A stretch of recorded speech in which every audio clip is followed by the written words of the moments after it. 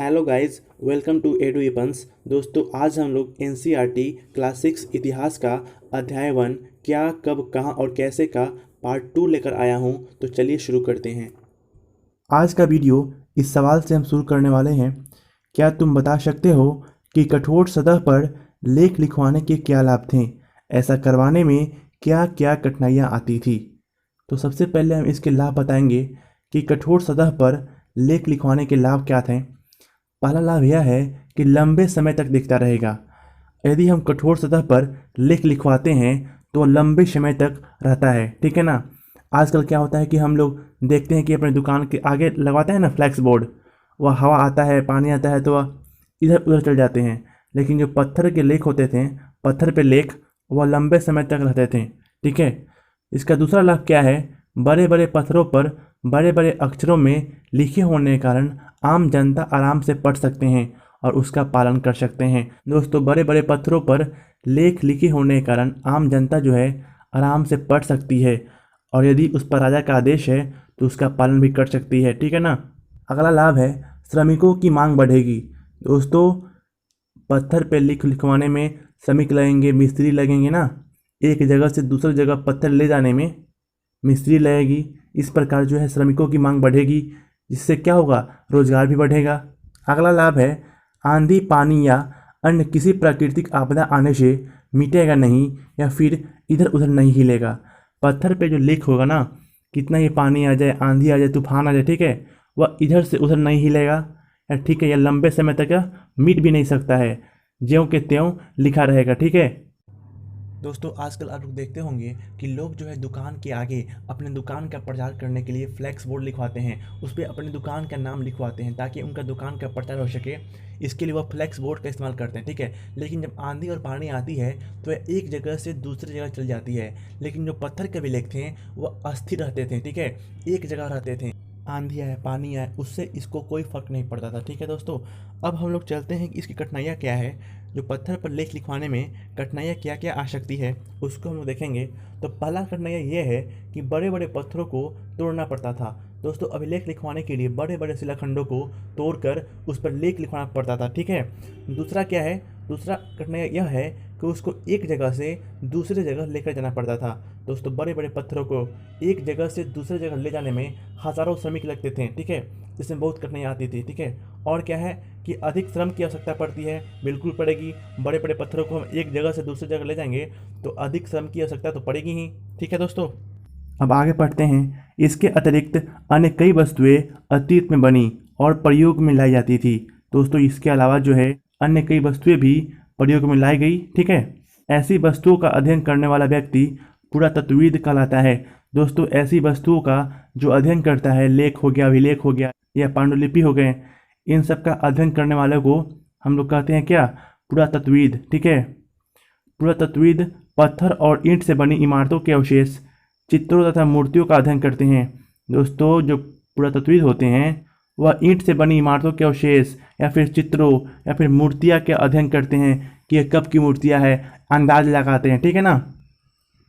वे औजारों, हथियारों, बर्तनों, आभूषणों, आगे देखते हैं, तथा सिक्कों की प्राप्ति के लिए छानबीन तथा खुदाई भी करते हैं। दोस्तों, जो पुरातत्वविद होते हैं वे औजार, हथियार, बर्तन, आभूषण, ठीक है, या फिर सिक्कों की प्राप्ति के लिए इन सब के लिए खुदाई करते हैं, उसका खोजबीन करते हैं अलग अलग जगहों पर जाकर, ठीक है। इनमें से कुछ वस्तुएं पत्थर, पक्की मिट्टी तथा कुछ धातु की बनी हो सकती है। ऐसे तत्व कठोर तथा जल्दी नष्ट न होने वाले होते थे। दोस्तों, ऐसे वस्तुएं जो है पत्थर की बनी होती थी, पक्की मिट्टी की बनी होती थी, जो लंबे समय तक नष्ट नहीं हो सकती है, ठीक है, और बहुत ही कठोर होती थी। अगला पॉइंट है, पुरातत्वविद जानवरों, सीरियों तथा मछलियों की हड्डियां भी ढूंढते हैं। इससे उन्हें यह जानने में भी मदद मिलती है कि अतीत में लोग क्या खाते थे। वनस्पतियों के अवशेष बहुत मुश्किल से बच पाते हैं। यदि अन्न के दाने अथवा लकड़ी के टुकड़े जल जाते हैं तो वे जले हुए रूप में बचे रहते हैं। दोस्तों, जो पुरातत्वविद होते हैं वह जानवरों, चिड़ियों और मछलियों की हड्डियां भी ढूंढते हैं, जहाँ तहाँ छानबीन करते हैं, जमीन खोदते हैं और वहाँ से इस प्रकार के अवशेष प्राप्त करते हैं, जिनसे उन्हें अतीत के बारे में, मतलब जो बीत गया है उसके बारे में जानने का एक माध्यम मिल जाता है। अगला है कि आप पुरातत्वविदों को बौद्ध कपड़ों के अवशेष मिलते होंगे? दोस्तों इसका आंसर होगा बिल्कुल मिलते होंगे।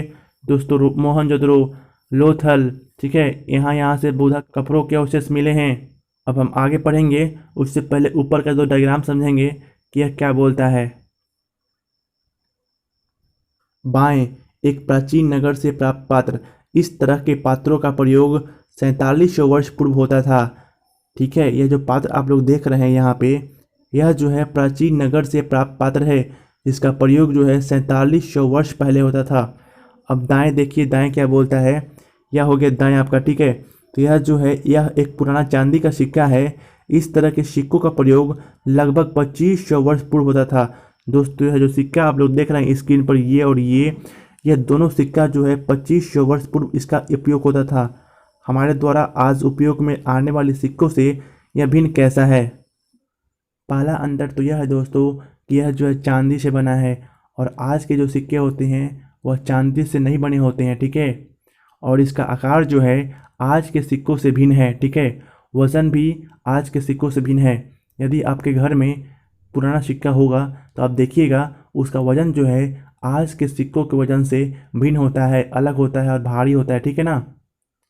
और यहाँ पे देखिए जो इस पर चित्र बनाया गया है यह आज के सिक्कों से मेल नहीं खाते हैं, ठीक है। इनका चित्र जो है आज के सिक्कों से बिल्कुल अलग है। अब आगे चलते हैं।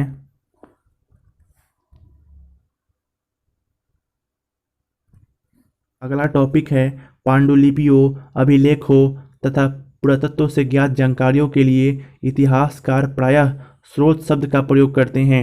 दोस्तों पांडुलिपि हो गई या फिर अभिलेख हो गए, ठीक है, या पुरातत्व से प्राप्त जानकारी है, इनके लिए जो इतिहासकार हैं वह स्रोत शब्द का प्रयोग करते हैं, ठीक है। इतिहासकार उन्हें कहते हैं जो अतीत का अध्ययन करते हैं। दोस्तों इतिहासकार कौन होते हैं? जो अतीत का अध्ययन करते हैं उसे इतिहासकार कहते हैं। अतीत का मतलब होता है जो बीत गया, यानी जो बीत गया का अध्ययन करते हैं उसको इतिहासकार कहते हैं, ठीक है। स्रोत से प्राप्त होते ही अतीत के बारे में पढ़ना बहुत रोचक हो जाता है।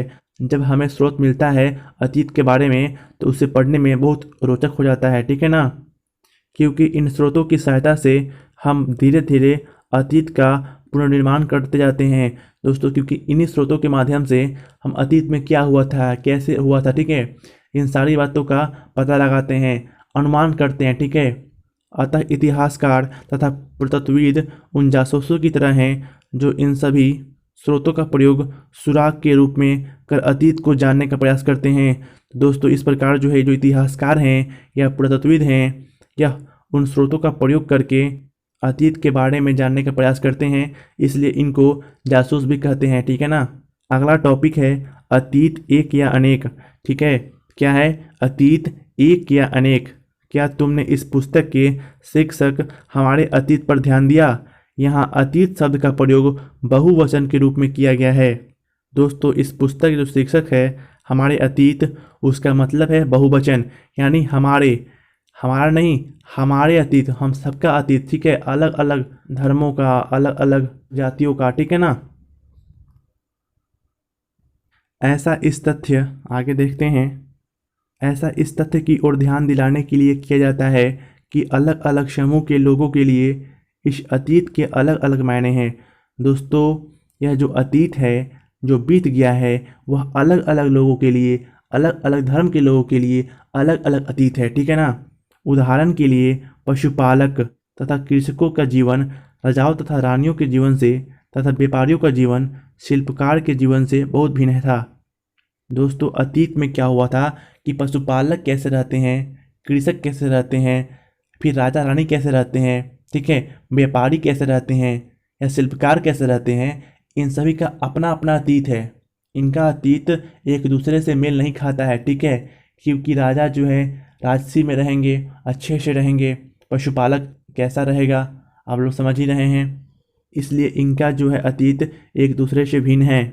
जैसा हम आज भी देखते हैं उस समय भी देश के अलग अलग हिस्सों में लोग अलग अलग व्यवहारों तथा रीति रिवाजों का पालन करते थे। दोस्तों अतीत में भी लोग जो हैं अलग अलग धर्म, अलग अलग व्यवहार और अलग अलग रीति रिवाज का पालन करते थे। उदाहरण के लिए अंडमान द्वीप के अधिकांश लोग अपना भोजन मछलियाँ पकड़कर, शिकार करके तथा फल फूल के संग्रह द्वारा प्राप्त करते हैं। दोस्तों आज भी अंडमान द्वीप के अधिकांश लोग जो हैं मछलियाँ पकड़कर, शिकार कर या फिर फल फूल को संग्रह करके, इकट्ठा करके अपना जीवन यापन करते हैं। इसके विपरीत शहरों में रहने वाले लोग खाद्य आपूर्ति के लिए अन्य व्यक्तियों पर निर्भर करते हैं। दोस्तों जो शहर में रहते हैं वह अपने पर निर्भर न होकर अपनी खाद्य आपूर्ति के लिए दूसरे व्यक्तियों पर, कृषकों पर निर्भर रहते हैं। ठीक है, इस तरह के भेद अतीत में भी विद्यमान थे। आगे देखते हैं। इसके अतिरिक्त एक अन्य तरह का भेद है, उस समय शासक अपनी विजयों का लेखा जोखा रखते थे। दोस्तों अतीत में जो है जो राजा थे वह अपने विजय, किस राज्य को कब विजय किए, इन सभी का लेखा जोखा रखते थे। मतलब कि बही खाता रखते थे कि हाँ मैंने इस राज्य को इस समय जीता। ठीक है, यही कारण है कि हम उन शासकों तथा उनके द्वारा लड़ी जाने वाली लड़ाइयों के बारे में काफ़ी कुछ जानते हैं। दोस्तों जो शासक थे वह अपने विजयों का लेखा जोखा रखते थे, इसीलिए आज हम उनके द्वारा लड़ी गई लड़ाइयों के बारे में काफ़ी कुछ जानते हैं। ठीक है, जबकि शिकारी, मछुआरे, संग्राहक, कृषक अथवा पशुपालक जैसे आम आदमी प्रायः अपने कार्यों का लेखा जोखा नहीं रखते हैं। दोस्तों आज भी देखते होंगे आप, क्या मछुआरे या फिर शिकारी या फिर कृषक या संग्राहक या पशुपालक आज भी जो है अपने कार्यों का लेखा जोखा नहीं रखते हैं, और उस समय भी अपने कार्यों का लेखा जोखा नहीं रखते थे। पुरातत्व की सहायता से हमें उनके जीवन को जानने में मदद मिलती है। ठीक है दोस्तों, हालांकि अभी भी इनके बारे में बहुत कुछ जानना शेष है, इनके बारे में जानना भी बहुत शेष है। हालांकि कुछ जानकारी जो है पुरातत्व विभाग से मिलती है, जो छानबीन करते हैं और उनका जो विभाग होता है उसी को बोलते हैं पुरातत्व विभाग। ठीक है, अगला टॉपिक है तिथियों का मतलब। क्या है तिथियों का मतलब, और इसको देखते हैं। अगर कोई तुमसे तिथि के विषय में पूछे तो तुम शायद उस दिन की तारीख, माह, वर्ष जैसे कि 2000 इसी तरह का कोई और वर्ष बताओगे। ठीक है, यदि आपसे कोई पूछे कि हमारा देश आज़ाद कब हुआ था तो आप बोलिएगा 1947 ईस्वी में। आप यहाँ पे एक वर्ष बता रहे हैं ना, यही बोल रहा है। ठीक है, वर्ष की यह गणना ईसाई धर्म प्रवर्तक ईसा मसीह के जन्म की तिथि से की जाती है। यह जो वर्ष की गणना हम लोग करते हैं वह ईसा मसीह के जन्म की तिथि से करते हैं। ठीक है, अतः 2000 वर्ष कहने का तात्पर्य ईसा मसीह के जन्म के 2000 वर्ष बाद से है। यानी हम लोग ईसा मसीह के जन्म को 0 ईस्वी मानते हैं। क्या मानते हैं? 0 ईस्वी मानते हैं हम लोग ईसा मसीह के जन्मदिन को, और यहाँ पे 2000 बोल रहे हैं, यानी 0 ईस्वी के बाद 2000 वर्ष। ठीक है ना। ईसा मसीह के जन्म के पूर्व की सभी तिथियाँ ईसा पूर्व, ईसा से पहले के रूप में जानी जाती है। दोस्तों इससे पहले जितनी भी तिथियाँ है उसको हम लोग बोलते हैं क्या? ईसा पूर्व बोलते हैं। ठीक है, यानी 0 से पहले जितनी भी तिथियाँ आएगी माइनस में उसको हम लोग बोलते हैं ईसा पूर्व। इस पुस्तक में हम 2000 को अपना आरंभिक बिंदु मानते हुए वर्तमान से पूर्व की तिथियों का उल्लेख करेंगे। ठीक है, अब ये हो गया। अब अगला पृष्ठ देखते हैं। अगला है इतिहास और तिथियाँ। अंग्रेजी में बीसी, हिंदी में ईसा पूर्व का तात्पर्य बिफोर क्राइस्ट, ईसा पूर्व होता है। दोस्तों आप लोग अंग्रेजी में 2000 बीसी लिखा देखते होंगे, 2500 बीसी लिखा हुआ देखते होंगे। ठीक है, इसका मतलब है क्या?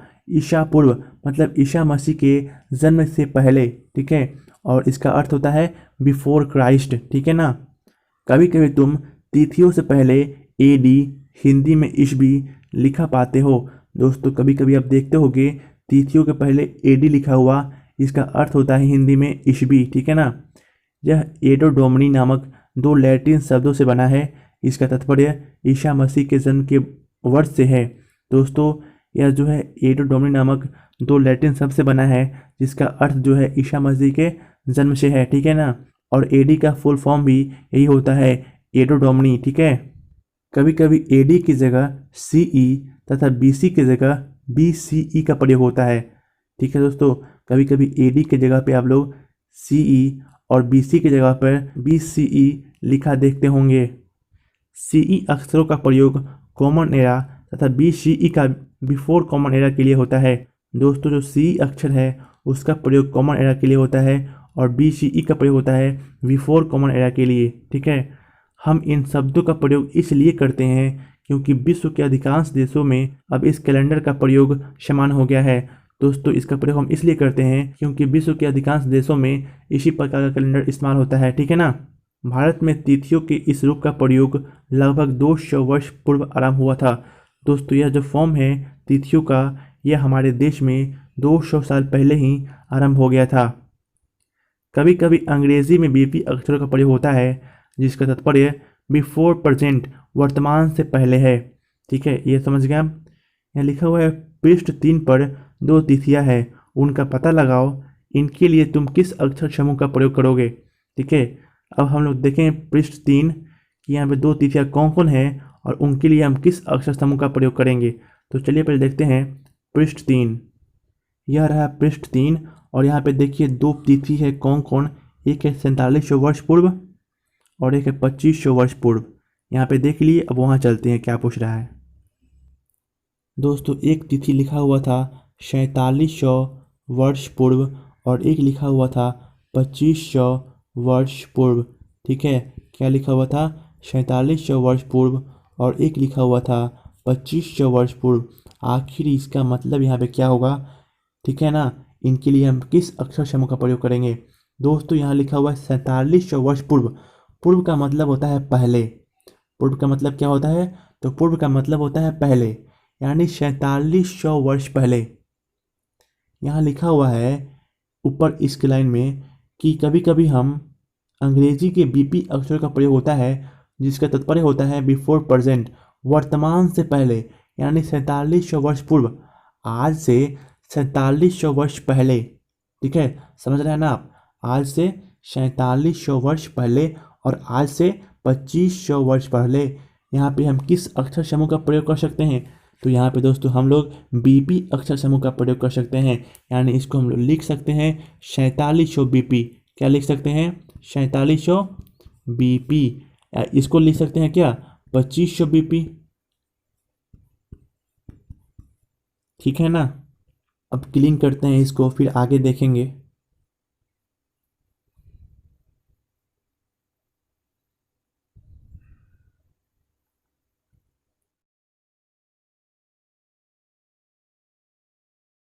अब हम लोग अन्यत्र पढ़ेंगे। अन्यत्र में क्या लिखा है देखिए। जैसा कि हमने पहले पढ़ा, अभिलेख कठोर सतहों पर उत्कीर्ण करवाए जाते हैं। दोस्तों, अभिलेख जो है कठोर सतह पे छपवाए जाते हैं, गुदवाए जाते हैं या उत्कीर्ण करवाए जाते हैं, हम कुछ भी बोल सकते हैं। ठीक है ना। इनमें से कई अभिलेख कई सौ वर्ष पूर्व लिखे गए। हमने जो अभिलेख देखा था पिछले पृष्ठ में और उससे पिछले पृष्ठ में, वह जो है कई सौ वर्ष पहले लिखा गया था, आज से कई सौ वर्ष पहले। ठीक है ना। सभी अभिलेखों में लिपियों और भाषाओं का प्रयोग हुआ है। जितने भी हम लोग अभिलेख देखे हैं उनमें लिपि और भाषा का प्रयोग हुआ है। समय के साथ साथ अभिलेखों में प्रयुक्त भाषाओं का तथा तिथियों में बहुत बदलाव आ चुका है। दोस्तों, समय के साथ साथ अभिलेख में लिखा हुआ भाषा और लिपि में काफ़ी बदलाव आ गया है। ठीक है ना। विद्वान यह कैसे जान पाते हैं कि क्या लिखा था। दोस्तों, इतने वर्ष पहले किस अभिलेख में क्या लिखा था, यह विद्वान कैसे जान पाते हैं। तो आइए इसी को जानना है हमें। ठीक है, इसका पता अज्ञात लिपि का अर्थ निकालने की एक प्रक्रिया द्वारा लगाया जाता है। दोस्तों, पहले वाला जो अभिलेख है उसको आज के विद्वान क्या करते हैं ना, एक अज्ञात लिपि है, उसी लिपि का प्रयोग करके उसमें क्या लिखा है उसका पता लगाया जाता है। इस प्रकार के अज्ञात लिपि को जानने की एक प्रसिद्ध कहानी उत्तरी अफ्रीकी देश मिस्र से मिलती है। इस लिपि का जो प्रयोग जो है सबसे पहले मिस्र में हुई थी और वहीं से इसके बारे में पता चला। मिस्र जो है एक अफ्रीकी देश है, उत्तरी अफ्रीकी देश। ठीक है। लगभग 5000 वर्ष पूर्व यहाँ राजा रानी रहते थे। दोस्तों, इस देश में दोस्तों आज से 5000 वर्ष पूर्व यहाँ राजा रानी रहते थे। यहाँ पे 5000 वर्ष के लिए हम लोग 5000 बीबी भी प्रयोग कर सकते हैं। यही आपको समझाना था। आगे चलते हैं अब। दोस्तों, यहाँ पे एक डायग्राम बनाया हुआ देखिए। यह जो है उस समय की लिपि है, उस समय का भाषा है। देखिए, उस समय अगर पी लिखना होता था तो किस वर्ड का हम लोग इस्तेमाल करते थे, किस सिंबल का इस्तेमाल करते थे। देख रहे हैं, अगर के लिखना है तो ऐसा सिंबल, लाइन के लिए ऐसा सिंबल। ठीक है ना। इस प्रकार की लिपि के माध्यम से हम लोग आगे भी समझ पाते हैं। इन संकेतों को समझकर हम उन लिपियों को पढ़ सकते हैं। ठीक है, अब आगे चलते हैं। अब इसको पढ़ते हैं। मिस्र के उत्तरी तट पर रोसेटा नामक एक कस्बा है। दोस्तों, जो मिस्र है उसका उत्तरी तट पर रोसेटा नामक एक कस्बा है। कस्बा का मतलब होता है एक छोटा सा गांव। ठीक है, यहाँ से एक ऐसा उत्कीर्णित पत्थर मिला है जिस पर एक ही लेख तीन भिन्न भिन्न भाषाओं तथा लिपियों, यूनानी तथा मिस्री लिपि के दो प्रकारों में है। दोस्तों, इसी रोसेटा नामक कस्बा से एक ऐसा पत्थर पर लिखा हुआ अभिलेख मिला है जिस पर तीन भाषाओं का उल्लेख है। ठीक है, तीन भाषाओं में एक ही अभिलेख को तीन भाषाओं में लिखा गया है। ठीक है, अलग अलग लिपि के माध्यम से तीन भाषाओं में लिखा गया है। ठीक है ना। कुछ विद्वान यूनानी भाषा पढ़ सकते थे। उन्होंने बताया कि यहाँ राजाओं तथा रानियों के नाम के एक छोटे से फ्रेम में दिखाए गए हैं। दोस्तों, इस लेख में तीन अलग अलग भाषाओं में लिखा गया था, उसमें से एक यूनानी भाषा भी था। और उस यूनानी भाषा को विद्वानों ने पढ़ लिया और बताया कि यह जो है राजा और रानी के नाम का एक छोटा सा फ्रेम है। ठीक है, इसे कारतूस कहा जाता है। इसके द्वारा विद्वानों ने यूनानी तथा मिस्री संकेतों को अगल बगल रखते हुए मिस्री अक्षरों की समानार्थक ध्वनियों की पहचान की। दोस्तों, यूनानी विद्वान ने किया यह कि यूनानी भाषा के नीचे मिस्री लिपि वाला भाषा को रख दिया और मिलाया कि यहाँ पे जो लिखा है उसके लिए यहाँ पे किस वर्ड का या फिर किस संकेत का इस्तेमाल किया है। ठीक है, और उसके आधार पर मिस्री भाषा को भी समझ पाया। ठीक है ना। जैसा कि तुम देख सकते हो, यहाँ एल अक्षर के लिए शेर तथा ए अक्षर के लिए चिड़िया के चित्र बने हैं। दोस्तों, आइए दिखाता हूँ आपको वो डायग्राम। ये रहा आपका डायग्राम और देखिए यहाँ पे एल अक्षर के लिए शेर का चित्र और ए अक्षर से चिड़िया का चित्र दिखाया गया है। ठीक है, यही तो बताया था वहाँ पे। ठीक है ना। अब फिर वहीं चलते हैं जहाँ पे थे हम लोग। ठीक है दोस्तों, आपने वहाँ पे देख लिया। अब आगे बढ़ते हैं। एक बार जब उन्होंने यह जान लिया कि विभिन्न अक्षर किनके लिए प्रयुक्त हुए हैं तो वे आसानी से अन्य अभिलेखों को भी पढ़ सकें। दोस्तों, विद्वानों जब जान गए कि किन अक्षर से या किस सिंबल से किस अक्षर का प्रयोग हुआ है अलग अलग अभिलेखों में, तो वह आसानी से अलग अलग भाषाओं के अभिलेखों को भी पढ़ सकें। ठीक है, आशा करता हूँ कि आप समझ गए होंगे। चलिए मैं आपको इसको और अच्छे तरीके से समझाता हूँ। इसके लिए मुझे एक वाइट पेज की आवश्यकता होगी, तो चलिए देखते हैं। आइए दोस्तों, इस वाइट पेज के माध्यम से मैं इसको और अच्छी तरह से समझता हूँ। मान लीजिए यहाँ पे लिखा हुआ है राम आम खाता है। क्या लिखा है? राम आम खाता है। और इसके नीचे लिखा हुआ है राम इट्स मैंगो। क्या लिखा है? Ram it's mango. ठीक है ना। और जरा पे सुनिए ध्यान से। अब यहाँ पे दो विद्वान हैं, एक विद्वान ये है और एक विद्वान ये है। ये दो विद्वान हैं।